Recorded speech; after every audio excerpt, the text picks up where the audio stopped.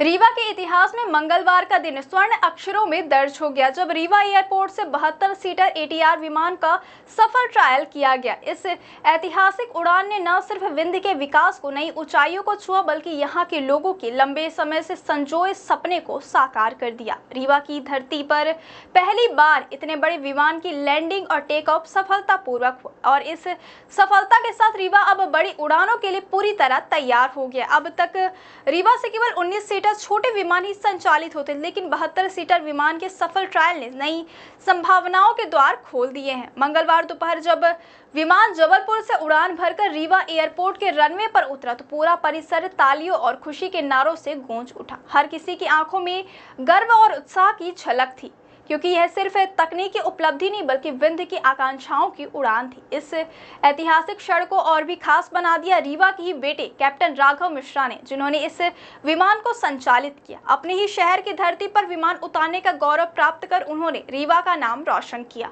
मौके पर मौजूद अधिकारी, नागरिक और मीडिया प्रतिनिधि इस दृश्य के साक्षी बने। जैसे ही विमान ने रनवे को छुआ, पूरा माहौल तालियों की गूंज से भर गया। कैप्टन राघव मिश्रा का पुष्पगुच्छ से स्वागत किया गया। उन्होंने कहा कि यह मेरे लिए सम्मान की बात है कि मैंने अपने ही शहर की धरती पर यह ऐतिहासिक विमान उतारा। यह सफलता सिर्फ मेरी नहीं है, पूरे रीवा और पूरे विंध्य की है। यह ट्रायल अलायंस एयर कंपनी द्वारा किया गया, जिसमें एयरपोर्ट अथॉरिटी ऑफ इंडिया के वरिष्ठ अधिकारी, इंजीनियर और विशेषज्ञों की टीम मौजूद रही। ट्रायल के दौरान विमान की लैंडिंग क्षमता, रनवे की मजबूती, टेक ऑफ दूरी और सुरक्षा मानकों की विस्तृत जांच की गई और हर चरण पूरी तरह सफल रहा।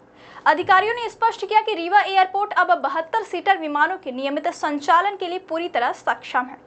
इस सफलता के बाद अब रीवा से दिल्ली के लिए सीधी उड़ान शुरू होने का मार्ग प्रशस्त हो गया है। शुरुआती चरण में सप्ताह में 3 दिन रीवा से दिल्ली के बीच उड़ान संचालित की जाएगी। इससे रीवा समेत पूरे विंध्य क्षेत्र को सीधा लाभ मिलेगा। लोगों को अब हवाई यात्रा के लिए प्रयागराज या खजुराहो जाने की आवश्यकता नहीं होगी। यह सुविधा व्यापार, शिक्षा, पर्यटन और निवेश के क्षेत्र नए अवसर लाएगी। रीवा एयरपोर्ट का विस्तार केवल एक परिवहन सुविधा नहीं है, बल्कि विंध्य की आर्थिक और सामाजिक विकास का नया अध्याय है। दिल्ली से सीधे कनेक्टिविटी मिलने के बाद रीवा का नाम अब देश के प्रमुख शहरों के साथ जुड़ जाएगा। इस क्षेत्र में रोजगार और पर्यटन की संभावनाएं भी कई गुना बढ़ेगी। अलायंस एयर के अधिकारियों ने बताया कि आने वाले महीनों में रीवा से अन्य बड़े शहरों के लिए भी कनेक्टिविटी की योजना पर काम चल रहा है। एयरपोर्ट के इंफ्रास्ट्रक्चर को लगातार उन्नत किया जा रहा है। टर्मिनल विस्तार, रनवे लाइटिंग और नेविगेशन सिस्टम को आधुनिक तकनीकी से अपग्रेड किया जा रहा है।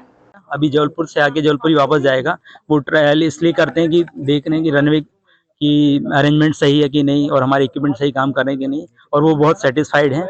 तो ये हम लोगों के लिए बड़ी खुशी की बात है कि अब ये टेस्ट फ्लाइट सफल संचालन हो गया है।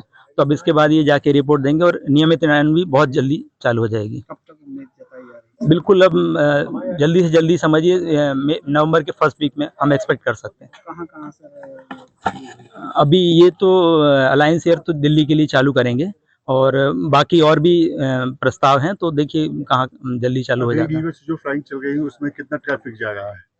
अभी तो जो भोपाल के लिए नियमित चल रही है वो फुल, ऑलमोस्ट फुल जा रही है, मतलब फुल रहता है उसमें। जो भोपाल के लिए चल रही है फ्लाइट की, उसमें फुल जा रहा है। रीवा के पायलट हैं इसमें? जी हाँ, वो बड़ी खुशी की बात है। हम लोगों को भी अच्छा लगा कि रीवा के ही व्यक्ति हैं, तो वो चला गया, उनको भी बहुत अच्छा महसूस हो रहा है और हम लोगों को भी अच्छा लग रहा है कि वो उन्हीं को पहला टेस्ट फ्लाइट चलाने का मौका मिला, तो बहुत अच्छा लग रहा है। क्या नाम है? मेरा योगेंद्र जग। क्या आज लैंड कैसा मौसम के हिसाब से कैसे है लैंडिंग? मौसम, ये IFR फील्ड है। रीवा को IFR फील्ड घोषित कर दिया गया है। हमारे पास लैंडिंग लेट डाउन चार्ट्स थे, हमने उसी चार्ट्स के हिसाब से ऑपरेट किया और काफ़ी प्रोफेशनल एक्सपीरियंस था यहाँ का ऑपरेट करने के लिए। सारे प्रोसीजर्स इन प्लेस थे और it was a successful landing मतलब जो ट्रायल हुआ तो उसमें पूरी तरह सफल है कि हाँ, के लिए? जी बिल्कुल तरह हमारी ट्रायल फिट है और हम अभी रिपोर्ट देंगे। और आप भी रीवा के हैं और इसके पायलट हैं, तो क्या कहना चाहेंगे?